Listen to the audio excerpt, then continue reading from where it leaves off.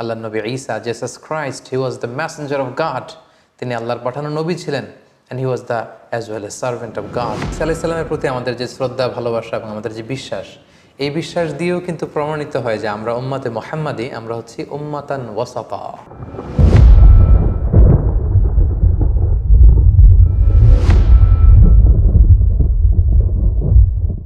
আসসালামু আলাইকুম ওয়া রাহমাতুল্লাহি ওয়া বারাকাতুহু। সম্মানিত দিনী ভাই এবং বোনেরা, প্রফেট সিরিজের ২৪তম পর্বে আপনাদের সবাইকে স্বাগত। আজকের পর্বে আমরা সাইয়েদনা ঈসা আলাইহিস সালামের জীবনী শুনবো ইনশাআল্লাহ। সাইয়েদনা ঈসা আলাইহিস সালাম তিনি জন্মগ্রহণ করেছেন ফিলিস্তিনের বেথেলহাম শহরে, যে শহরটিকে আরবিতে বলা হয় মাদিনাতু বাইতুলাহাম। আবার কোনো ঐতিহাসিক বলেছেন যে তিনি নাজারেত সিটিতে জন্মগ্রহণ করেছেন, যেটাকে আরবিতে বলা হয় মাদিনাতুন নাসেরা। তবে বেথেলহাম শহরের ব্যাপারেই বেশিরভাগ ঐতিহাসিক মতামত পেশ করেছেন, কিন্তু কোরআন আল কারীমে সুনির্ধারিতভাবে ওনার জন্মস্থানের কথা বলা হয়নি, বরং বলা হয়েছে বাইতুল মুকাদ্দাস থেকে একটা রিমোট এরিয়াতে, দূরবর্তী কোনো একটা জায়গায়, যেটা সারাউন্ডেড বাই ডেট ট্রিজ, খেজুর গাছ দ্বারা বেষ্টিত, এরকম কোনো একটি জায়গায় আল্লাহ নবী ঈসা আলাইহিস সালাম জন্মগ্রহণ করেছেন। আমরা ওনাকে চিনি আল্লাহ নবী ঈসা হিসেবে অথবা ঈসা রুহুল্লাহ হিসেবে, কিন্তু খ্রিস্টান সম্প্রদায় তারা ঈসা আলাইহিস সালামকে জেসাস ক্রাইস্ট বলে থাকে, যেটাকে বাংলায় যিশু খ্রিস্ট বলা হয়। কালামুল্লাহ মাজিদে ঈসা আলাইহিস সালামের অনেকগুলো নাম উল্লেখ হয়েছে। কোরআন কখনো কখনো ওনাকে অ্যাড্রেস করেছে আল মাসিহ বলে, কখনো উল্লেখ করেছে ঈসা ইবনু মারিয়াম বলে, কখনো রূহ বলে, এবং মাঝে মাঝে কালিমাতুহু বলে। আল মাসিহ বলা হয়েছে এজন্য কারণ আরবিতে মাসাহা ইয়ামসাহু মানে টাচ করা, মাসেহ করা, মেসেজ করা। ঈসা আলাইহিস সালাম মেসেজ করে দিলে কিছু অবাক ঘটনা ঘটতো, সেগুলো আমরা সামনে শুনবো। আবার কখনো বলা হয়েছে ঈসা ইবনু মারিয়াম, মারিয়ামের সন্তান ঈসা, যেহেতু ওনার পিতা ছিল না। কখনো বলা হয়েছে রূহ মানে স্পিরিট, আল্লাহ তাআলা স্পেশাল স্পিরিট এখানে দিয়েছিলেন। আবার কখনো বলা হয়েছে কালিমাতুহু, আল্লাহর বিশেষ কালিমা।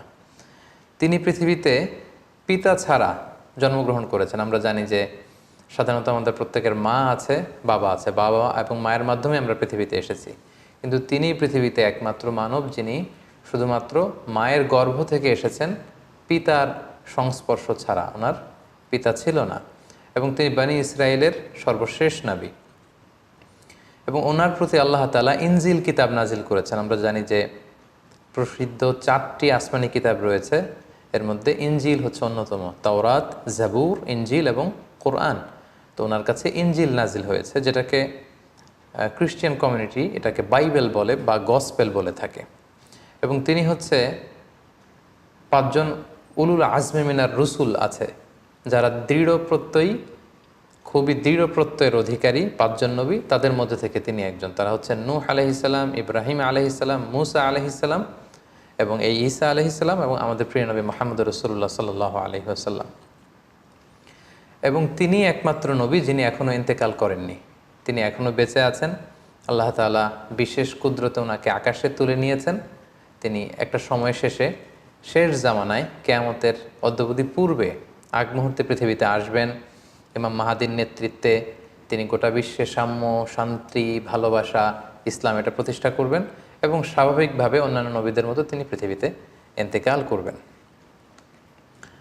তার মায়ের নাম ছিল মারিয়াম, আমরা জেনেছি, এবং আমাদের প্রফেট সিরিজের জাকারিয়া আলাইহিস সালামের পর্বে আমরা মোটামুটি মারিয়াম আলাইহিস সালামের ঘটনার ব্যাপারে আলোচনা করেছিলাম। আল্লাহ তাআলা মারিয়াম আলাইহিস সালামকে গোটা বিশ্বের নারীকুলের মধ্যে থেকে স্পেশালি তিনি চুজ করেছেন, তিনি তাকে পিউরিফাই করেছেন, তাকে সিলেক্ট করেছেন। এবং মারিয়াম আলাইহিস সালামের নামে কোরআনের স্বতন্ত্র একটি সূরা এসেছে। আমরা জানি কোরআনে 114টি সূরা, এর মধ্যে একজন নারীর নামে কোরআনে একটি সূরা ডেডিকেট করা হয়েছে, আর সেটা হচ্ছে সূরাতু মারিয়াম। সেটা ঈসা আলাইহিস সালামের মায়ের নামে সূরা। কোরআনে আল্লাহ পাক তাকে সিদ্দিকা বলেছেন, সত্যবাদী নারী, এবং তিনি কুমারী হয়েও সন্তান জন্মদান করেছেন। এবং সাইয়েদনা মারিয়াম আলাইহিস সালাম এবং তার সন্তান আল্লাহ নবী ঈসা আলাইহিস সালামকে আল্লাহ তাআলা শয়তানের দুষ্টু খোঁচা থেকে হেফাজত করেছেন, কারণ ঈসা আলাইহিস সালামের নানি হান্না বিনতে ফাখুজ স্পেশালি আল্লাহ তাআলার কাছ থেকে দোয়া করে এটা চেয়ে নিয়েছিলেন। কোনো নিউবর্ন বেবি যখন পৃথিবীতে আসে, শয়তান তাকে খোঁচা দেয়, তখন বাচ্চাটা ওয়া ওয়া করে কেঁদে ওঠে। এটা ঘটেনি শুধু মারিয়াম আলাইহিসসালামের ক্ষেত্রে এবং আল্লাহ নবী ঈসা আলাইহিসসালামের ক্ষেত্রে। সম্মানিত সুধী, আল্লাহ নবী ঈসা আলাইহিসসালামের জন্মটাই একটা মিরাকেল, তার জন্মটাই একটা মুআজিজা। কারণ আমরা পৃথিবীতে বাবা মায়ের মাধ্যমে এই দুনিয়ার বুকে এসেছি, কিন্তু আল্লাহ নবী ঈসা আলাইহিসসালাম পিতা ছাড়া কেবলমাত্র মায়ের মাধ্যমে দুনিয়াতে এসেছেন। কিভাবে তিনি এসেছেন, তার জন্মের ঘটনাটা কেমন ছিল, বিস্তারিতভাবে আল্লাহ তাআলা সূরা মারিয়ামে উল্লেখ করেছেন। আমরা সরাসরি কোরআনে ফিরে যাই, তাহলে আমরা বুঝতে পারবো যে কোরআন আমাদেরকে কি জানাচ্ছে। সূরা মারিয়ামে আল্লাহ তাআলা ইরশাদ করেছেন, ওয়াজকুর ফিল কিতাবি মারইয়ামা ইয ইনতাবাদাত মিন আহলিহা মাকানান শারকিয়্যা। মানে হে নবী, আমাদের রাসূলকে আল্লাহ তাআলা উদ্দেশ্য করে বলছেন, হে নবী, আপনি এই কোরআনে মারিয়ামের কথা উল্লেখ করুন যে পূর্ব দিকে তার ফ্যামিলি থেকে পূর্ব দিকে কোনো একটা জায়গায় গিয়েছিল। ফাত্তাখাযাত মিন দুনিহিম হিজাবান, সে হয়তো গোসলের কাজে বা ব্যক্তিগত কোনো কাজে হেজাব দিয়ে চারদিকে পর্দা টাঙিয়ে কোনো একটা কাজ করছিল। ফাআরসালনা ইলাইহা রূহানা, ঠিক ওই মুহূর্তে আমি জিবরাইল আলাইহিস সালামকে পাঠালাম। নির্জন একটা এলাকা, তিনি একাকী কাজ করছিলেন। হঠাৎ আল্লাহ তাআলা তার ফেরেশতা জিবরাইল আলাইহিস সালামকে পাঠালেন। ফাতামাসসালা লাহা বাশারান সাবিয়্যা, এবং জিবরাইল আলাইহিস সালাম মানুষের আকৃতিতে তার সামনে যে উপস্থিত হলো। মারিয়াম আলাইহিস সালাম দেখে ভয় পেয়ে গেলেন। ক্বালা, তিনি বললেন, ইন্নী আউযু বির-রহমানি মিনকা ইন কুনতা তাকিয়্যা, অর্থাৎ আমি তোমার ব্যাপারে আল্লাহর কাছে পানাহা চাই, যদি তুমি আল্লাহকে ভয় করো। সাবধান, তুমি আমার সামনে এসো না, তুমি পুরুষ মানুষ, তুমি এখানে কি করছো, এখানে কেন এসেছো? ক্বালা, সাইয়েদনা জিবরাইল আলাইহিস সালাম বললেন, ইন্নামা আনা রাসূল রাব্বিকি লিআহাবা লাকি গুলামান যাকিয়া, অর্থাৎ মারিয়াম, ভয় নেই, আমি সাধারণ মানুষ নই, আমি আল্লাহর ফেরেশতা, আল্লাহর পাঠানো অ্যাঞ্জেল, ফেরেশতা। আমি এসেছি তোমাকে একটা গোলামান জাকিয়া, পবিত্র সন্তান গিফট করবার জন্য। একথা শুনে তো মারিয়াম আলাইহিস সালাম আতকে উঠলেন। তিনি বললেন, ক্বালাত আন্না ইয়াকুনু লি গোলাম, আমার কি করে সন্তান হবে? ওয়ালাম ইয়ামসাসনি বাশার, কোনো মানুষ তো আমাকে, কোনো পুরুষ তো আমাকে স্পর্শ করেনি। সন্তান হতে হলে তো আগে বিয়ে করতে হবে, নারী পুরুষের দৈহিক মিলন হতে হবে, পৃথিবীর যেই ন্যাচারাল সিস্টেম, এবং সেই পদ্ধতিতে একটা সার্টেন পিরিয়ড শেষে আমার হয়তো সন্তান হবে। তো আমি তো বিয়েই করিনি, আমি তো কুমারী, এবং কোনো পুরুষ আমাকে কখনো স্পর্শ করেনি। আর ওয়ালাম আকু বাগিয়া, আমি তো ব্যভিচারিণীও নই, আমি তো এমন নষ্টা ভ্রষ্টা নারী নই যে আমি পরপুরুষের সাথে কোনো ধরনের ব্যভিচারে লিপ্ত হয়েছে কিংবা অপকর্ম করেছি, ফলে তার মাধ্যমে আমার সন্তান, আমার গর্ভে সন্তান আসবে, এটা তো সম্ভব নয়। কিভাবে হবে? ক্বালা, জিবরাইল আলাইহিস সালাম বললেন, কাযালিকি, এমনিই হবে। ক্বালা রব্বুকি হুয়া আলাইয়া হাইয়্যান, তোমার রব আমাকে এই বলে পাঠিয়ে দিয়েছে যেটা আমার পক্ষে সম্ভব, আমি আল্লাহ তাআলা চাইলেই এই মিরাকেল ঘটাতে পারি। ওয়ালি নাজআলাহু আয়াতান লিন্নাস, আল্লাহ তাআলা বলেন যে এটা আমি করতে চাই যাতে করে তার সন্তানকে গোটা বিশ্বের জন্য আমি একটা নিদর্শন করে রাখতে পারি। ওয়া রাহমাতাম মিন্না, আমার পক্ষ থেকে রহমত স্বরূপ। ওয়া কানা আমরাম মাকদিয়া, আর মারিয়াম তুমি বিচলিত হয়ে লাভ নেই, এটা ডিসাইডেড, আল্লাহ তাআলার সিদ্ধান্ত হয়ে গিয়েছে। আমরাম মাকদিয়া, জাস্ট এখন এটা প্লে হবে, আল্লাহ তাআলা ডিসাইড করেছেন এমনটা ঘটাবেন এবং এমনটা ঘটবে। ফাহামালাতহু ফান্তাবাযাত বিহি মাকানান কসিয়া, এবং মুহূর্তের মধ্যেই সাইয়েদনা মারিয়াম আলাইহিস সালাম তিনি প্রেগনেন্ট হয়ে গেলেন।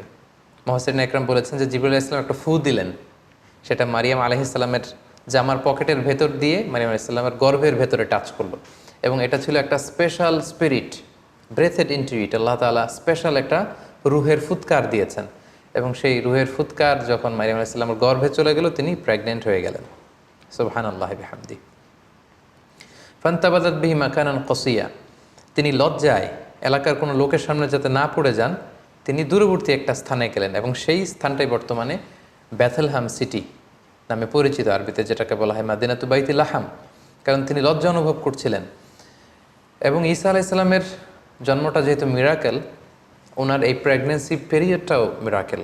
সাধারণত বেবি যখন কেউ কনসিভ করে, কোনো নারী, তার 9 মাস 10 মাস একটা সময়, সার্টেন পিরিয়ড অফ টাইম তাকে এই প্রেগনেন্সি পিরিয়ডকে পার করতে হয়, তখন তার বেবি ডেলিভারি হয়।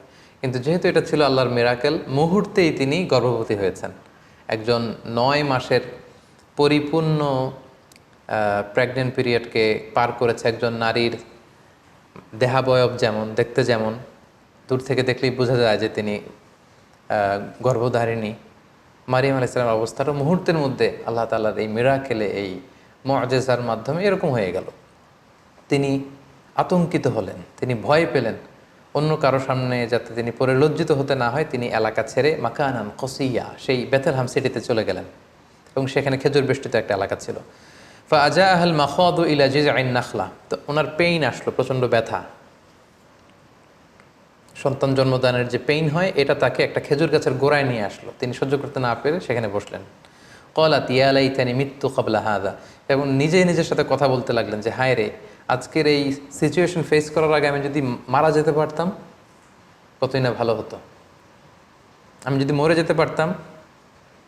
ওয়া কুনতু নাসিয়াম মানসিয়া, অথবা আমি যদি মানুষ থেকে বিস্মৃত হয়ে যেতে পারতাম, অর্থাৎ মারিয়াম নামে একজন লোক ছিল পৃথিবীতে, এটা যদি সবাই ভুলে যেত তাহলে কতই না ভালো হতো, তাহলে তো আমি লজ্জিত হওয়া লাগতো না। ফানাদাহা মিন তাহতিহা আল্লা তাহজানি, অর্থাৎ বোঝা গেল যে এরকম পরিস্থিতির মধ্য দিয়ে তিনি গর্ভপাত করলেন, ডেলিভারি হলো, আল্লাহর মিরাকেল মুআজিজা ঈসা আলাইহিস সালাম পৃথিবীতে আসলেন। মুহূর্তেই ফানাদাহা মিন তাহতিহা, তার নিচ থেকে একটা আওয়াজ আসলো যে আল্লাহ তাহজানি, হে মারিয়াম তুমি চিন্তিত হয়েও না, কদ জাআলা রব্বুকি তাহতাকি সারিয়া, এই তো দেখো তোমার পায়ের নিচ দিয়ে একটা স্রোতস্বিনী ঝর্ণা ধারা প্রবাহিত হচ্ছে, সুবহানাল্লাহ। এবং আল্লাহ বললেন ওয়া হুজ্জি ইলাইকি বিজিযআইন নাখলাতি তুসাকিতু আলাইকি রুতাবান জানিয়া, হে মারিয়াম তুমি খেজুরের ডালা ধরে টান দাও, তাহলে দেখবে যে উপর থেকে খেজুর গাছ থেকে টসটসে সুমিষ্ট পরিপক্ক পাকা খেজুর নিচে পড়বে, এবং ওই খেজুর তুমি খাও। ফাকুলি ওয়াশরাবি, তুমি খাও পান করো, ওয়াকর্রি আইনা, আর এই তোমার নবজাতক সন্তানের দিকে তাকিয়ে তোমার চোখ জুড়াও, দেখো কত ফুটফুটে চমৎকার সন্তান আমি তোমাকে দিয়েছি। ফাইম্মা তারাইন্না মিনাল বাশারি আহাদান, কোনো মানুষ যদি দেখো, আমি তোমাকে পলিসি বাতলে দিচ্ছি, তুমি কি করবে? ফাকুলি ইন্নি নাযারতু লিররহমানি সাওমা ফালান উকাল্লিমাল ইয়াওমা ইনসিয়া, তুমি ইঙ্গিতে বলো যে আমি রোজা রেখেছি, আমি কারোর সাথে কথা বলবো না। আমাদের এই শরিয়াতে রোজার সিস্টেম হচ্ছে সকাল থেকে শুরু করে সন্ধ্যা পর্যন্ত না খেয়ে থাকা, কিন্তু উনাদের শরিয়াতে রোজার সিস্টেম ছিল সকাল থেকে সন্ধ্যা পর্যন্ত মৌনতার রোজা রাখা, মানে চুপ থাকা। সকাল থেকে সন্ধ্যা পর্যন্ত খাওয়া যাবে, পান করা যাবে, কিন্তু কথা বলা যাবে না, কথা বললে রোজা ভেঙে যাবে। তো মারিয়াম তুমি ইঙ্গিতে বলো যে তুমি রোজা রেখেছো। ফাআতাত বিহি কওমাহা তাহমিলু, অবশেষে মারিয়াম আলাইহিস সালাম কী করবেন তিনি বুঝে উঠতে পারছিলেন না। অবশেষে তিনি শিশু সন্তান ঈসা আলাইহিস সালামকে কোলে নিয়ে এলাকার লোকদের কাছে আসলেন। ক্বালু ইয়া মারইয়াম, সবাই বলল হে মারিয়াম, লাকাদ জিইতি শাইআন ফারিয়া, এ কি অঘটন তুমি ঘটালে, এটা কি করলে তুমি সন্তান পেলে কোত্থেকে, তোমার তো বিয়ে হয়নি, কোত্থেকে তুমি বেবি পেলে?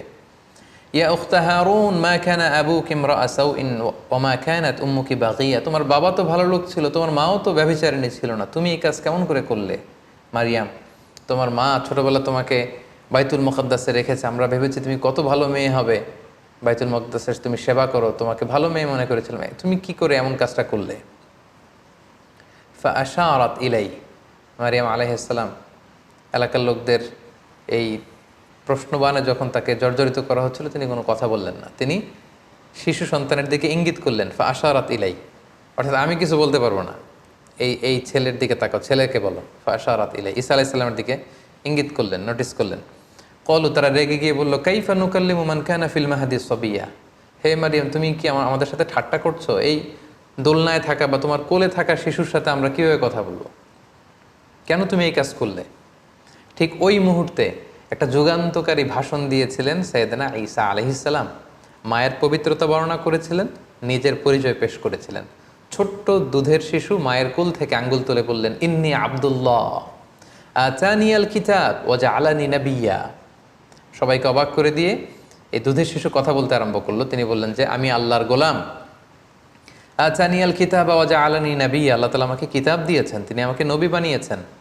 ওয়া জাআলানি মুবারাকান আইনামা কুনতু ওয়া আওসানি বিসসালাতি ওয়াজ যাকাতি মা দুমতু হাইয়্যা, তিনি আমাকে বরকতময় করেছেন। আল্লাহ তাআলা আমাকে সালাতের আদেশ দিয়েছেন, আল্লাহ তাআলা আমাকে যাকাতের আদেশ দিয়েছেন। ওয়া বাররাম বিওয়ালিদাতি, আমার মায়ের প্রতি অনুগত বানিয়েছেন। ওয়ালাম ইয়াজআলনি জাব্বারান শাকিয়্যা, আল্লাহ আমাকে হতভাগা বানাননি। ওয়াসসালামু আলাইয়া ইয়াউমা উলিদতু ওয়া ইয়াউমা আমুতু ওয়া ইয়াউমা উবআসু হাইয়্যা, আমার জন্মের দিন, আমার মৃত্যুর দিন, আবার কিয়ামতের দিন আমি যখন আবার পুনরুত্থিত হব, সেদিন পর্যন্ত আমার প্রতি সালাম।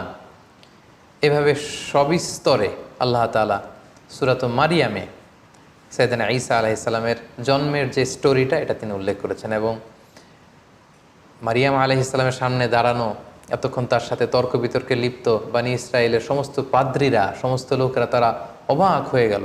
গোটা বিশ্বে এমন তো কখনো ঘটেনি যে মায়ের কোলে থাকা ছোট্ট দুধের শিশু, কিছুক্ষণ আগে যে ছেলে জন্মগ্রহণ করেছে, সে কীভাবে প্রাপ্তবয়স্ক লোকদের মতো কথা বলে। এবং সাইয়েদনা ঈসা আলাইহিস সালাম সেদিন নিজের পরিচয় দিয়েছিলেন, তার মা যে ব্যভিচারিণী নন সেটাও তিনি প্রমাণ করেছিলেন। সম্মানিত সুধী, ঠিক এভাবে আল্লাহ তাআলা ঈসা আলাইহিস সালামের জন্মের বৃত্তান্ত সূরা মারিয়ামে উল্লেখ করেছেন।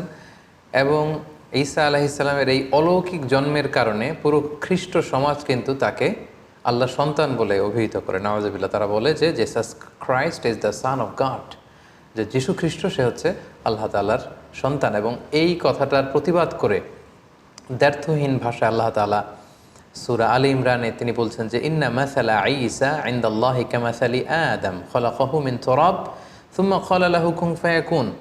অর্থাৎ খ্রিস্ট সমাজের কি হলো, তারা কেন ঈসা আলাইহিস সালামকে, ঈসাকে আমার সন্তান বলে? তার অলৌকিক জন্মের কারণে তারা কেন তাকে আমার সন্তান বানায়? আল্লাহ তাআলা এখানে প্রশ্ন ছুড়ে দিলেন যে ঈসার জন্ম বা ঈসার দৃষ্টান্ত তো আল্লাহ তাআলার কাছে আদম আলাইহিস সালামের মতো। অর্থাৎ কেমন যেন আল্লাহ তাআলা বুঝাতে চাইলেন যে ঈসাকে যদি আমার সন্তান বলো তাহলে আদমকে বলো না কেন? আদমের ব্যাপারটা তো আরও আশ্চর্যজনক। ঈসার জন্মটা যদি তোমাদের কাছে অবাক লাগে যে পৃথিবীতে বাবা মা দুইজনের মাধ্যমে সন্তান আসে, তো ঈসাকে আমি পাঠিয়েছি বাবা ছাড়া শুধু মায়ের মাধ্যমে, এজন্য তোমরা অবাক হয়ে, তো তোমরা আশ্চর্য হয়ে তাকে আমার সন্তান বলছো, তাহলে আদমের ব্যাপারে তোমরা বলো না কেন? আদমের তো বাবাও নেই, মাও নেই। সো আল্লাহ তাআলা সূরা আলে ইমরানের এই আয়াতটির মধ্য দিয়ে গোটা খ্রিস্ট সমাজকে তিনি ক্রিটিসাইজ করেছেন। সম্মানিত সুধী, ঈসা আলাইহিস সালাম পৃথিবীতে আসলেন, তিনি বড় হতে লাগলেন এবং আমরা বুঝতে পেরেছি যে মায়ের কোলে থেকেই তিনি নবী। এটা কিন্তু একটা ইউনিকনেস সাইয়েদনা ঈসা আলাইহিস সালামের। সাধারণত অন্যান্য নবীরা 40 বছর বয়সে যখন উপনীত হয় তখন আল্লাহ তাআলা তাদেরকে নবুয়ত দিয়ে থাকেন, কিন্তু ঈসা আলাইহিস সালাম এক্সেপশনাল। তিনি মায়ের কোলে থেকে আল্লাহ তাআলার পক্ষ থেকে এই প্রফেটহুড তিনি লাভ করেছেন। সো আল্লাহ তাআলা তার প্রতি ইনজিল কিতাব নাজিল করেছেন এবং যাই নাজিল হতো সেটা তিনি বনি ইসরায়েলের লোকদের কাছে পৌঁছে দিতেন। তিনি কি দাওয়াত দিতেন? আমরা যদি কালামুল্লাহ মাজিদের দিকে একটু খেয়াল করি তাহলে দেখব যে সাইয়েদনা ঈসা আলাইহিস সালাম তিনি তাওহীদের দাওয়াত দিয়েছেন, এক আল্লাহর দাওয়াত দিয়েছেন, আখিরাতের দাওয়াত দিয়েছেন, রিসালাতের দাওয়াত দিয়েছেন। যেমন সূরা মারিয়ামে আল্লাহ তাআলা বলছেন যে ঈসা আলাইহিস সালাম তাদেরকে বলেছিলেন যে ওয়া ইন্নাল্লাহা রাব্বি ওয়া রাব্বুকুম, অর্থাৎ হে বনি ইসরায়েলের লোকেরা, নিশ্চয় আল্লাহ তাআলা তিনি আমারও রব, ওয়া রাব্বুকুম তোমাদেরও রব, ফা'বুদুহ তোমরা এক আল্লাহর ইবাদত করো, হাযা সিরাতুম মুস্তাকিম, এবং এটাই সিরাতে মুস্তাকিম, এটাই সোজা রাস্তা। তাহলে তিনি কিন্তু এক আল্লাহর ইবাদতের প্রতি বনি ইসরায়েলকে দাওয়াত দিয়েছিলেন।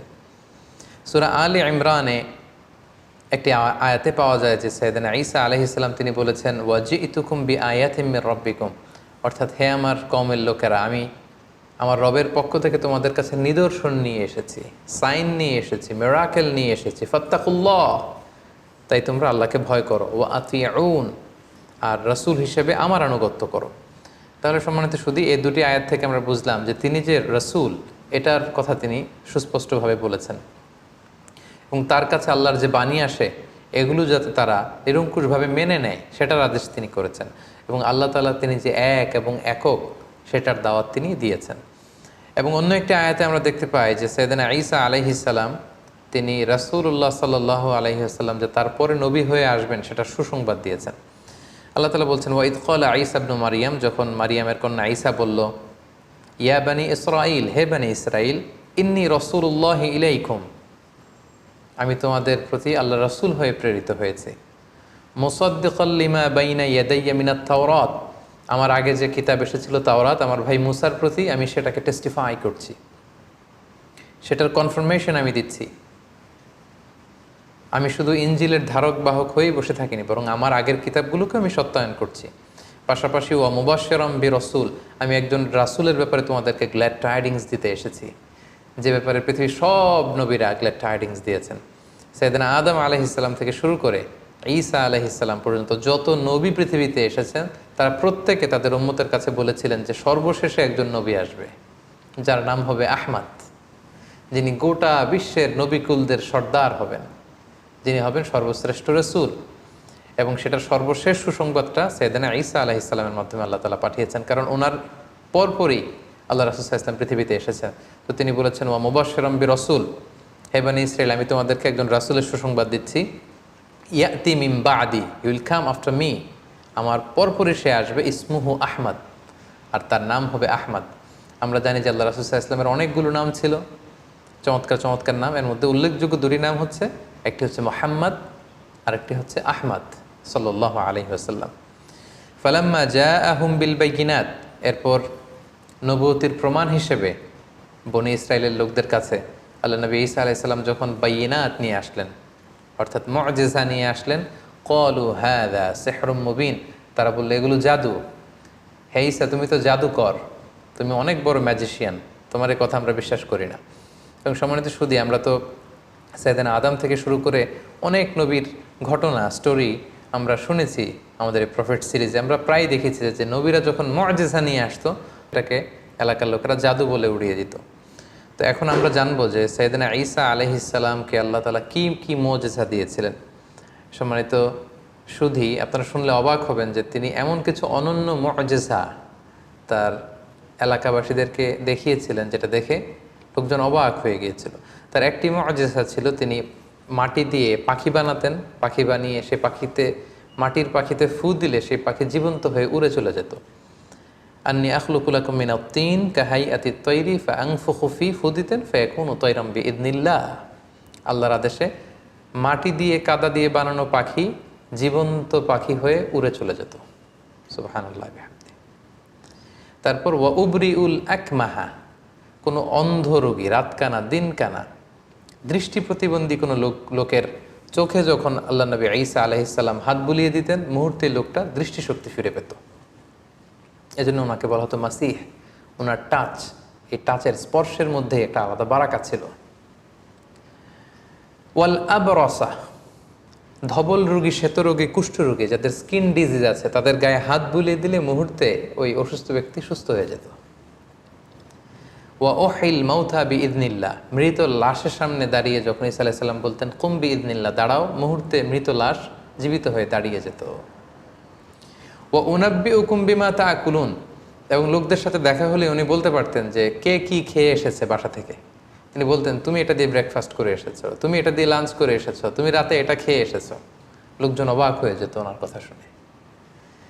ওয়ামা তাদাখিরুনা ফি বুয়ুতিকুম, এবং তিনি বলে দিতে পারতেন কার ঘরে কি আছে, কে কার সিন্ধুকে কি জমা রেখেছে, গোপন হিডেন ট্রেজারের ভিতরে কোথায় কি আছে, উনি সব বলে দিতেন।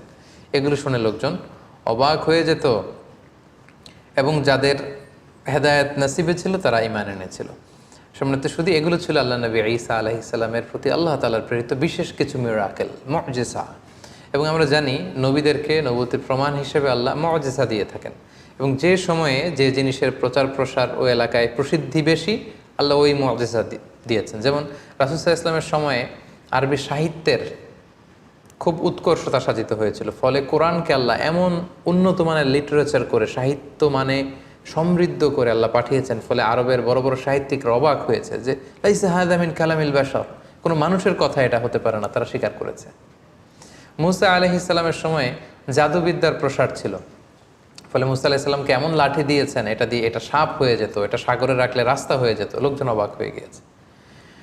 ঈসা আলাইহিস সালামের সময়কালে ফিলিস্তিনে, শাম দেশে চিকিৎসা বিদ্যার খুব উৎকর্ষতা সাধিত হয়েছিল, ফলে আল্লাহ তাআলা ঈসা আলাইহিস সালামকে চিকিৎসা বিজ্ঞানের এমন কিছু দান করেছিলেন যেটা দেখে সবাই অ্যাস্ট্রনিস্ট হয়ে গিয়েছিল।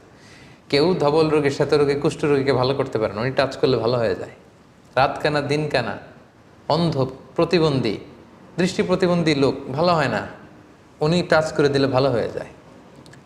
মৃত লাশকে তিনি জীবিত করে ফেলেন, মাটি দিয়ে বানানো পাখিকে ফু দিলে জীবিত হয়ে যায়। আল্লাহ তাআলা এগুলো এজন্যই দান করেছেন যাতে এগুলো দেখে লোকজন বুঝতে পারে যে তিনি সাধারণ কোনো মানুষ নন, তিনি আল্লাহর পাঠানো প্রেরিত রাসূল। তো সাইয়েদনা ঈসা আলাইহিস সালামের এই মুআজিজার মাধ্যমে মানুষকে দাওয়াত দিতে লাগলেন, এবং ওনার প্রতি নাজিল হওয়া ইনজিল কিতাবের দাওয়াত তিনি দিতে লাগলেন। কিন্তু আমরা জানি যখনই নবীরা কোনো এলাকায় দাওয়াতি কাজ করেছে, তাদের পথটা কণ্টকাকীর্ণ ছিল, কুসুমাস্তীর্ণ ছিল না। তাদের বিরোধিতা করা হতো, তাদের বিরুদ্ধে ষড়যন্ত্র করা হতো, এগুলো মানুষ গ্রহণ করতে চাইতো না। এবং ঈসা আলাইসাল্লামের ক্ষেত্রেও তাই হয়েছে।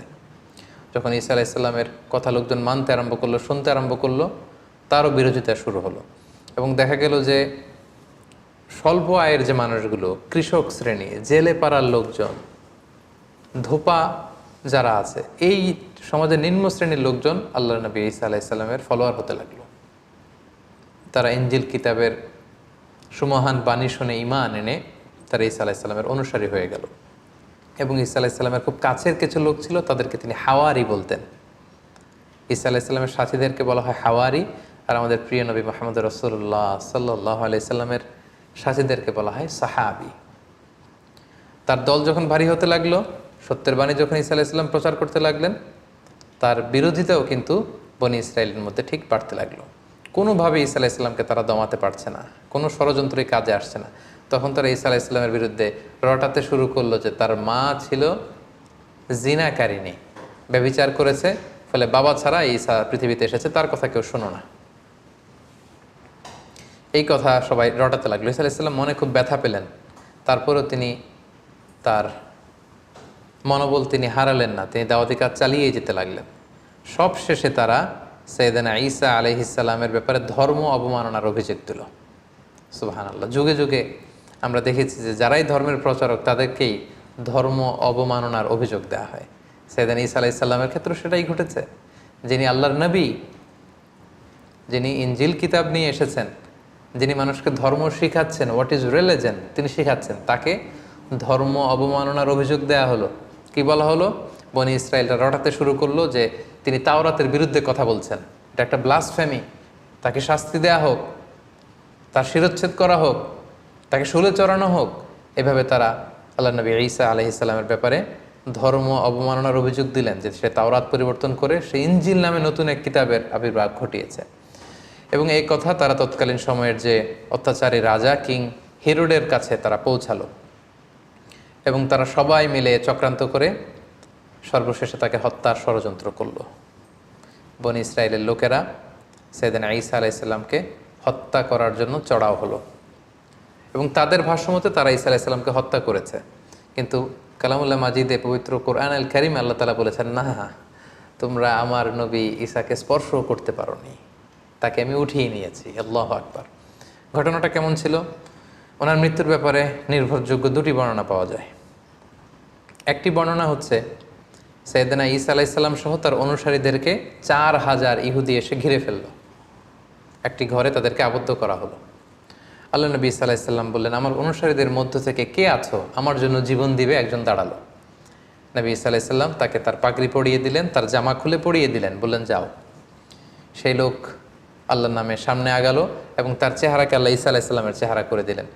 ইহুদিরা যখন তাকে পেল, সবাই মনে করলো এইটাই ঈসা, তারা তাকে হত্যা করলো। আর মুহূর্তে আল্লাহ তাআলা ঈসা আলাইহিসসালামকে আকাশে তুলে নিলেন, রাফাআহুল্লাহু ইলাইহি। ফলে ইহুদিদের মতে তারা ঈসা আলাইহিসসালামকে হত্যা করেছে, আসলে হত্যা করতে পারেনি। ঐতিহাসিকভাবে দ্বিতীয় যে বর্ণনাটি পাওয়া যায় সেটা হচ্ছে তারা ঈসা আলাইহিসসালামকে হত্যার ষড়যন্ত্র করে তাকে ধাওয়া করলো। আল্লাহ নবী ঈসা আলাইহিসসালাম একটি ঘরে আবদ্ধ হলেন, তারা চারদিকে ঘিরে রাখলো নবী ঈসা আলাইহিসসালামকে হত্যার জন্য। ঈসা আলাইহিসসালামও বেরোন না, তারা নবীকে হত্যাও করতে পারে না। সবশেষে তারা তাদের মধ্যে থেকে সবচেয়ে পাপী পাষণ্ড এক লোককে অ্যাসাইন করলো যে যাও তুমি যে দেখো তো ঈসা কী করে ভিতরে। তাদের এই লোককে তারা ভেতরে পাঠালো, এই ঘরের ভেতরে দেয়াল টপকিয়ে। মুহূর্তের মধ্যে আল্লাহ তাআলা ঈসা আলাইহিসসালামকে আকাশে তুলে নিলেন এবং তাদের লোকটাকে ঈসা আলাইহিসসালামের চেহারায় রূপান্তরিত করে দিলেন। তার ফেসটাকে আল্লাহ তাআলা ঈসার চেহারা বানিয়ে দিলেন, ঈসা আলাইহিসসালামকে আকাশে তুলে নিলেন। এখন দীর্ঘ সময় হয়ে যায়, তাদের লোকটাও ফিরে না। তারা ভাবলো ঘটনা কি হয়েছে আমাদের পাঠানো লোকটার? দেখি তো, ভিতরে ঢুকেই দেখেই তো ঈসা দাঁড়িয়ে আছে। আসলে এটা কিন্তু ঈসা ছিল না, এটা ছিল তাদের পাঠানো, তাদের প্রেরিত সেই লোক। তারা ওই লোকটাকেই হত্যা করলো। ঈসা আলাইহিসসালাম মনে করে একেই শুলে চড়ালো, একেই হত্যা করলো। কিন্তু হত্যার পরে তাদের মধ্যে কয়েক দল হয়ে গেল, কেউ বললো এটা ঈসা, কেউ বলে ঈসা না। কারণ আল্লাহ তাআলা শুধু তাদের পাঠানো লোকটার চেহারাটাকে ঈসা আলাইহিসসালামের মতো করেছিল, কিন্তু ওই লোকটার জামা কাপড়, হাত, দেহের অন্যান্য অঙ্গ প্রত্যঙ্গ কিন্তু ওই লোকের মতোই ছিল। ফলে তারা শঙ্কায় পড়ে, একটা সংশয়ে পড়ে গেল যে আসলেই কি আমরা হত্যা করেছি? এ ব্যাপারে আল্লাহ তাআলা খুব সুস্পষ্ট সূরাতুন নিসার ভেতরে উল্লেখ করেছেন যে ওয়াকাউলিহিম, ইহুদিরা বলে থাকে, ইন্না কতালনাল মাসিহ ঈসা ইবনে মারিয়াম, আমরা মারিয়ামের সন্তান ঈসাকে হত্যা করেছি, এটা তারা ক্লেইম করে থাকে। কিন্তু আল্লাহ বললেন ওয়ামা কতালু, তারা আমার নবী ঈসাকে হত্যা করতে পারেনি। ওয়ামা সলাবু, তাকে শুলেও চড়াতে পারেনি। ওয়ালাকিন সুব্বিহা লাহুম, এই পুরো বিষয়টাই তাদের কাছে অস্পষ্ট আমি করে দিয়েছি। আমি আল্লাহ এমন এক মেকানিজম এখানে ঘটিয়ে দিয়েছে, এমন ঘটনা ঘটিয়ে দিয়েছে, যার ফলে পুরো ইহুদি সমাজ তারা এখানে সন্দেহে পড়ে গিয়েছে। আল্লাহ বলেন ওয়ামা কতালুহু ইয়াকিনা, তারা আমার নবী নিশ্চিতভাবে ঈসাকে হত্যা করতে পারেনি। বাল রাফাআহুল্লাহু ইলাই, আল্লাহ তাআলা বলেন যে আমি আমার নিজের কাছে আমার নবী ঈসাকে উঠিয়ে নিয়েছি। সম্মানিত শুধু এই হচ্ছে ঈসা আলাইহিস সালামের এই পৃথিবীতে ওনার জীবদ্দশায় সর্বশেষ ঘটনা। কোরআন আমাদেরকে এটা কনফার্ম করেছে যে ইহুদিরা তাকে হত্যাও করতে পারেনি, ক্রুশেও চড়াতে পারেনি, বরং আল্লাহ তাআলা ঈসা আলাইহিস সালামকে উঠিয়ে নিয়েছেন। এবং প্রিয় নবী মুহাম্মদ রাসূলুল্লাহ সাল্লাল্লাহু আলাইহি সাল্লাম আমাদেরকে জানিয়েছেন যে ঈসা আলাইহিস সালাম তিনি ইন্তেকাল করেননি, তিনি একমাত্র নবী যিনি জীবিত আছেন, তিনি আকাশে আছেন এবং শেষ জামানায় তিনি পৃথিবীতে আবার নেমে আসবেন। সহিহ মুসলিমের একটা বর্ণনায় জানা যায়, আল্লাহর হাবিব সাল্লাল্লাহু আলাইহি ওয়াসাল্লাম বলেন যে অবশ্যই কিয়ামতের আগে এমন একটা সময় আসবে যখন ঈসা আলাইহিস সালাম আসবেন কিভাবে, হাকামান মুকসিতা, তিনি ন্যায়পরায়ণ শাসক হয়ে আবির্ভূত হবেন। ফায়াকসুরুস সলিব, তিনি যত ক্রুশ, ইংরেজিতে যেটাকে ক্রস বলে, খ্রিস্টানদের একটা রিলিজিয়াস আইকনিক ব্যাপার, এই যত ক্রুশ আছে এই ক্রুশকে তিনি ভেঙে ফেলবেন। ওয়াকুতুলুল খিনজির, তিনি শূকর হত্যা করবেন। ওয়াদাউল জিজিয়া, জিজিয়া ট্যাক্সের সিস্টেম তিনি উঠাবেন।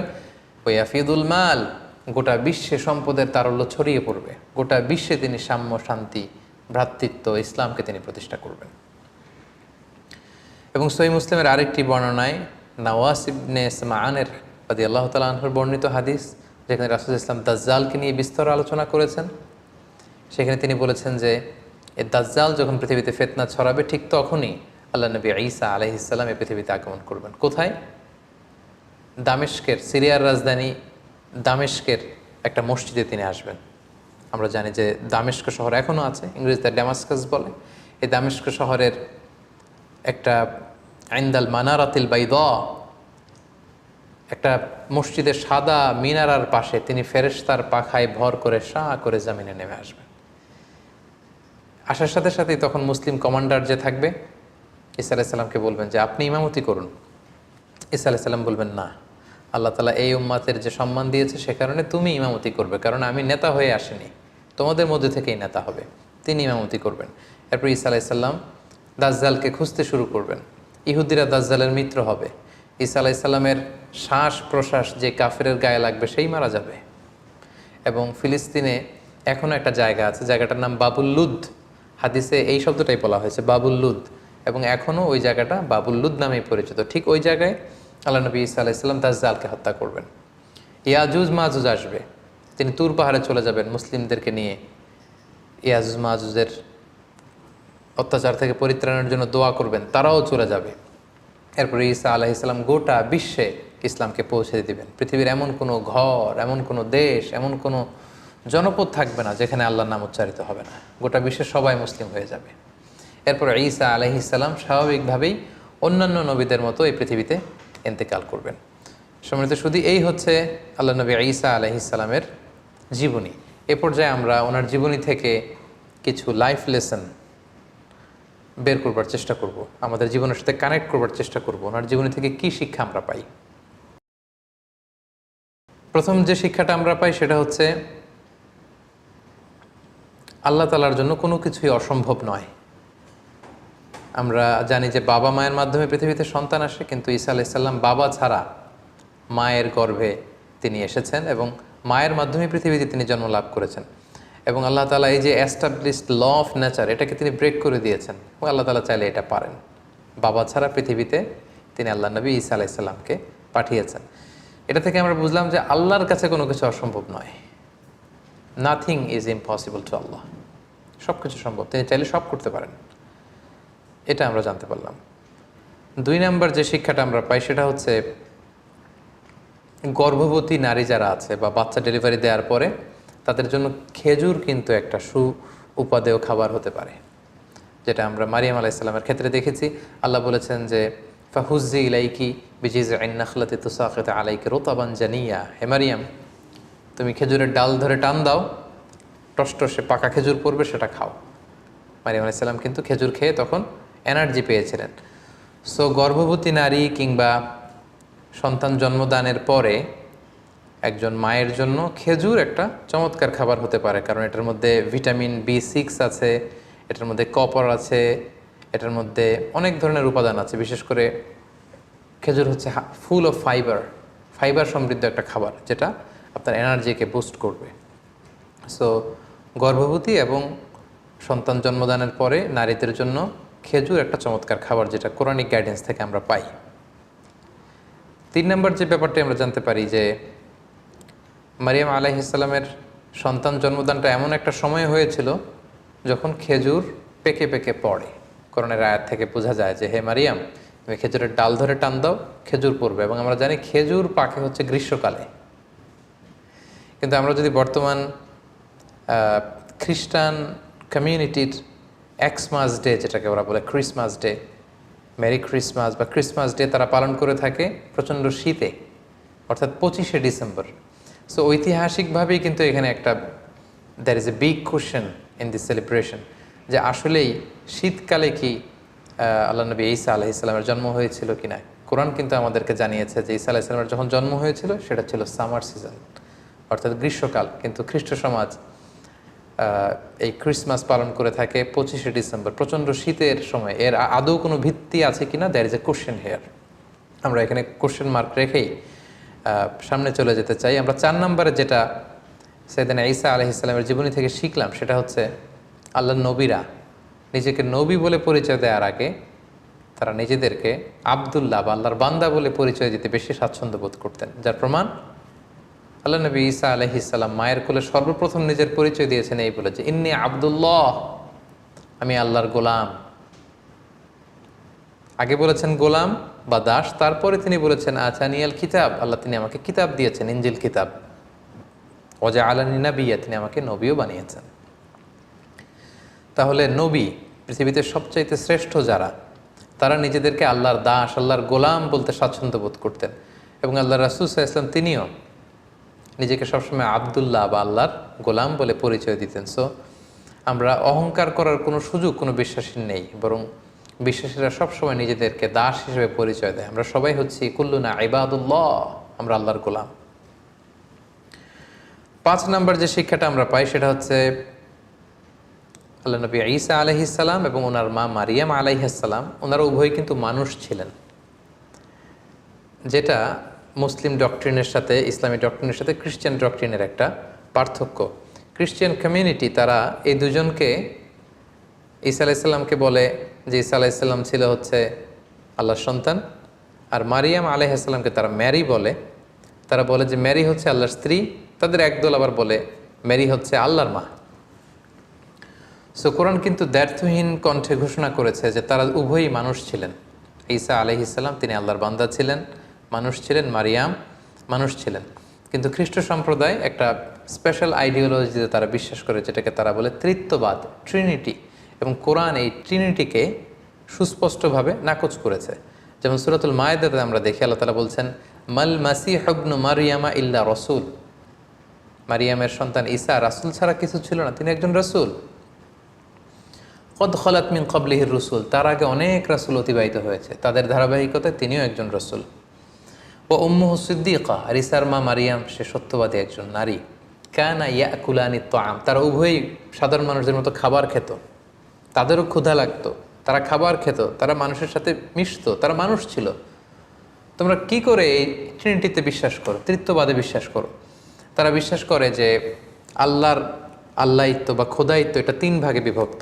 একটা পার্ট নিয়ন্ত্রণ করে আল্লাহ, আরেকটা নিয়ন্ত্রণ করে আল্লাহর স্ত্রী ম্যারি, আরেকটা পার্ট নিয়ন্ত্রণ করে আল্লাহর সন্তান জিসাস ক্রাইস্ট। তাদের আরেক দল বলে যে না, এই ডিভাইনিটি এটা 3 ভাগে বিভক্ত। খোদায়িত্বের 1 ভাগ হচ্ছে আল্লাহর হাতে, 1 ভাগ হচ্ছে জিবরাইল আলাইহিস সালামের হাতে, আরেক ভাগ হচ্ছে সাইয়েদনা ঈসা আলাইহিস সালামের হাতে। কোরআন কিন্তু এগুলোর সুস্পষ্ট বিরোধিতা করে কোরআন জানিয়েছে যে না, ঈসা আলাইহিস সালাম তার মা, তারা আল্লাহর গোলাম ছিল এবং তারা মানুষ ছিল। 6 নম্বর যে শিক্ষাটা আমরা পাই সেটা হচ্ছে ঈসা আলাইহিস সালামের প্রতি আমাদের শ্রদ্ধা এবং বিশ্বাসের মধ্য দিয়ে আমাদের মধ্যম পন্থা ফুটে ওঠে। কারণ আল্লাহ তাআলা আমাদেরকে বলেছেন যে উম্মাতান ওয়াসাতা, আমরা হচ্ছে মধ্যমপন্থী উম্মাত। আমরা যদি ঈসা আলাইহিস সালামের ব্যাপারে তাকাই তাহলে দেখব যে ইহুদিরা ওনাকে খাটো করেছে, ছোট করেছে। ইহুদিদের একদল তাকে বলেছে যে তিনি হচ্ছেন ওয়ালাদুজ জিনা, নাউযুবিল্লাহ, অর্থাৎ জিনার সন্তান।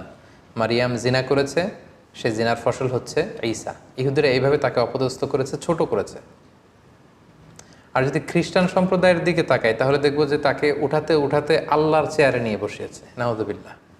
মানে দুই দলই হচ্ছে মার্জিনালাইজ করেছে। ইহুদিরা তাকে খাটো করে বলেছে তিনি জারদ সন্তান, নাউযুবিল্লাহ। আর খ্রিস্টান সম্প্রদায় যারা এখনও তাকে Jesus Christ is the son of god বলে, গডের সন্তান বলে, তারা উঠাতে উঠাতে উঠাতে আল্লাহর আসনে আসীন করেছে।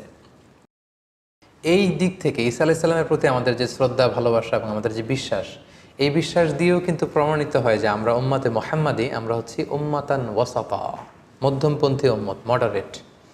অর্থাৎ আমরা ঈসা আলাইহিস সালামের ব্যাপারে বলি যে আবদুল্লাহি ওয়া রাসূলুহু, তিনি আল্লাহর গোলাম এবং আল্লাহর রাসূল। আমরা যখন তাকে গোলাম বলি, আল্লাহর দাস বলি, তখন এটা খ্রিস্টানদের রেসপন্স হয়। কারণ খ্রিস্টানরা উঠাতে উঠাতে ওনাকে আল্লাহর পর্যায়ে নিয়েছে। আমরা বলি না উনি আবদুল্লাহ, আল্লাহর গোলাম। আবার আমরা যখন বলি রসুলহু, তিনি আল্লাহর রসুল, তখন এটা জিউস কমিউনিটির জন্য আমাদের পক্ষ থেকে রেসপন্স হয় যে না, তোমরা যে বলছো ওয়ালাদুজ জিনা, জিনার সন্তান না, উনি জিনার সন্তান নয়, উনি হচ্ছেন আল্লাহর সম্মানিত রসুল। সো ওনার প্রতি আমাদের বিশ্বাস হচ্ছে উনি আবদুল্লাহি ওয়া রাসূলু, তিনি আল্লাহর গোলাম, আল্লাহর দাস এবং আল্লাহর প্রেরিত রাসূল। তার প্রতি ইনজিল কিতাব নাজিল হয়েছে, তার মার নামে আল্লাহ সরাসরি একটা কমপ্লিট সূরা কোরআনে ডেডিকেট করেছে। সো যদিও তিনি আমাদের নবী নন, তিনি খ্রিস্টানদের নবী, তারপরে ওনার প্রতি সঠিক বিশ্বাস এবং আকীদা আমরা কোরআনের মাধ্যমে পেয়েছি। তিনি হচ্ছেন আবদুল্লাহি ওয়া রাসূলু। ঈসা আলাইহিস সালামের জীবনী থেকে সর্বশেষ এবং সবচেয়ে গুরুত্বপূর্ণ যে শিক্ষাটা আমরা পাই সেটা হচ্ছে শিরকের গুনাহ আল্লাহ তাআলা কখনো ক্ষমা করেন না। ইন্নাল্লাহা লা ইয়াগফিরু আন ইউশরাকা বিহি ওয়া ইয়াগফিরু মা দুনা যালিকা লিমান ইয়াশা। আল্লাহ শিরকের গুনাহ কখনো ক্ষমা করবেন না, সব ক্ষমা করে দিতে পারেন, তিনি শিরকের গুনাহ ক্ষমা করেন না। কারণ এটা জুলমুন আযীম, অনেক বড় পাপ। আল্লাহর আল্লাহিত্বের ভেতরে, খোদার খোদাইত্বের ভেতরে কাউকে বসানো, এটা আল্লাহ তাআলা কখনো বরদাস্ত করেন না, এটা আল্লাহর গায়রাতে লাগে। কিন্তু খ্রিস্টানরা সেটাই করেছে। ওয়াকালাতিন নাসারা, কোরআন বলছে ওয়াকালাতিন নাসারা, নাসারারা বলে, মানে খ্রিস্টানরা বলে, আল মাসীহ ইবনুল্লাহ, ঈসা মাসীহ উনি নাকি আল্লাহর সন্তান, নাউযুবিল্লাহ। এবং আল্লাহ বলেন লাকাদ কাফারাল্লাযীনা ক্বালু, তারা সুস্পষ্ট কুফরি করেছে যারা বলে ইন্নাল্লাহা সালিসু সালাসা, আল্লাহ তিনের একজন, মানে ট্রিনিটি বা ত্রিত্ববাদে যারা বিশ্বাস করে তারা কুফরি করেছে। এবং তাদের জন্য কঠিন আযাব, তারা যদি এ থেকে নিবৃত্ত না হয় কঠিন শাস্তি তাদেরকে পেয়ে বসবে। এবং সবচেয়ে মজার ব্যাপার হচ্ছে যে ঈসা আলাইহিস সালামকে কিন্তু আল্লাহ তাআলা কিয়ামতের দিন কঠিন ইন্টারোগেশন করবেন, কঠিন জিজ্ঞাসার মুখোমুখি হবেন তিনি কিন্তু এর দায়ভার নেবেন না। এবং তিনি তার উম্মাদকে কখনো বলেনও নি যে আমি আল্লাহর সন্তান, তারা নিজেরা এটা বানিয়েছে। বাবা ছাড়া পৃথিবীতে এসেছেন, অবাক তার জন্মের ঘটনা, ফলে তিনি আল্লাহর সন্তান। এটা খ্রিস্টানদের ফেব্রিকেশন, খ্রিস্টানদের বানানো। তিনি কিন্তু তাওহীদের দাওয়াত দিয়েছেন, তারপরেও আল্লাহ তাআলা ওনাকে ছাড়বেন না, ওনাকে জিজ্ঞাসাবাদ করবেন, কঠিন জিজ্ঞাসাবাদের মুখোমুখি তিনি কিয়ামতের ময়দানে হবেন। এবং সেটা আল্লাহ কোরআনে এভাবে বলেছেন যে ওয়াইদ ক্বালাল্লাহু ইয়া ঈসা ইবনে মারইয়াম, সেদিন আল্লাহ ঈসা আলাইহিস সালামকে বলবেন যে আনতা কুলতা, হে ঈসা তুমি কি বলেছিলে যে লিন্নাসে, মানুষকে, ইত্তাখিযুনি, যে হে মানুষেরা আমি ঈসাকে পূজা করো, ওয়া উম্মি, এবং আমার মাকে পূজা করো, ইলাহাইনি, আমাদেরকে তোমরা ইলাহ মানো, মিন দুনিল্লাহ, আল্লাহকে ব্যতি রেখে। হে ঈসা তুমি কি এই কথা কখনো বলেছিলে? সম্মানিত শুধু আমরা জানি যে ঈসা আলাইহিস সালাম বলেননি, এবং ঈসা আলাইহিস সালাম যে বলেননি এটা আল্লাহও জান। তারপরেও এটা এমন একটা ইস্যু, আল্লাহ তাআলা নিজেও এটা বরদাস্ত করবেন না। আল্লাহ ঈসা আলাইহিস সালামকে ইন্টারোগেট করে তার মুখ দিয়ে বারবার এটা বের করে কিয়ামতের গোটা ময়দানে যখন খ্রিস্ট সম্প্রদায় থার থার করে কাঁপবে, আল্লাহ তাআলা এই জবাবদিহি সবার সামনে দেখাবেন। এই প্রশ্ন যখন আল্লাহ তাআলা ছুড়ে দেবেন, ঈসা আলাইহিস সালাম বলবেন ক্বালা সুবহানাক, আল্লাহ আপনি অতি মহান, পবিত্র। মা ইয়াকুনু লি আন আকুলা মা লাইসা লি বিহাক, যেটা বলার কোনো অধিকার আমার নেই সেটা আমি কি করে বলি আল্লাহ, আমি কেন এমনটি বলবো? ইন কুনতু কুলতু, আর যদি আমি এমনটি বলেই থাকতাম দুনিয়াতে, ফাকাদ আলিমতা, তাহলে আপনি তো সেটা জানতেন। তা'লামু মা ফি নাফসি, আল্লাহ আমার অন্তরে কি আছে আপনি জানেন। ওয়ালা আ'লামু মা ফি নাফসিক, আপনার অন্তরে কি আছে আমরা জানি না। ইন্নাকা আনতা আল্লামুল গুয়ুব, আপনি অদৃশ্যের খবর রাখেন। হে আল্লাহ, মা কুলতু লাহুম ইল্লা মা আমারতানি, আপনি আমাকে যা আদেশ করেছিলেন আমি তো পৃথিবীতে কেবল তাই বলেছি। আমি তো বার্তাবাহকের কাজ করেছি, বাণীবাহকের কাজ। ইনজিল কিতাবে আপনি যা বলেছেন আমি তাই পৌঁছে দিয়েছি। আর সেটা কি? সেটা ছিল আমি বলেছি আনে আবুদুল্লাহ, তোমরা আল্লাহর ইবাদত করো। রব্বি, আল্লাহ হচ্ছেন আমার রব। ঈসা আলাইহিস সালাম কিন্তু বলেননি যে আমি আল্লাহর সন্তান, তিনি বলেছেন রব্বি, তিনি আমার রব। ও রব্বাকুম, আল্লাহ তাআলা আমার যেমনি রব তোমাদেরও রব। ওয়া কুনতু আলাইহিম শাহীদাম মা দুমতু ফীহিম, হে আল্লাহ আমি এই কথার উপরই ছিলাম পৃথিবীতে যতদিন বেঁচে ছিলাম, আমি তো এটাই বলেছি। ফালাম্মা তাওয়াফাইতানি, আর যখন আপনি আমাকে মৃত্যু দিলেন, কুনতা আনতার রাকিবা আলাইহিম, এরপরে কি হয়েছে আল্লাহ আমি সেটা জানি না। আমার তিরোধানের পর গোটা বিশ্বের খ্রিস্ট সমাজ কি বলেছে সেটার দায়ভার আমি নিব না। ওয়া আনতা আলাইহিম ওয়া আনতা আলা কুল্লি শাইইন শাহীদ, আর সে ব্যাপারে আপনি ভালো জানেন, আপনিই সব দেখেছেন। সম্মানিত সুধী, দেখেন আমরা যদি এই আয়াতটাকে একটু অ্যানালাইসিস করি তাহলে দেখব যে ঈসা আলাইহিস সালাম কখনো এ শিরকের কথা বলেননি।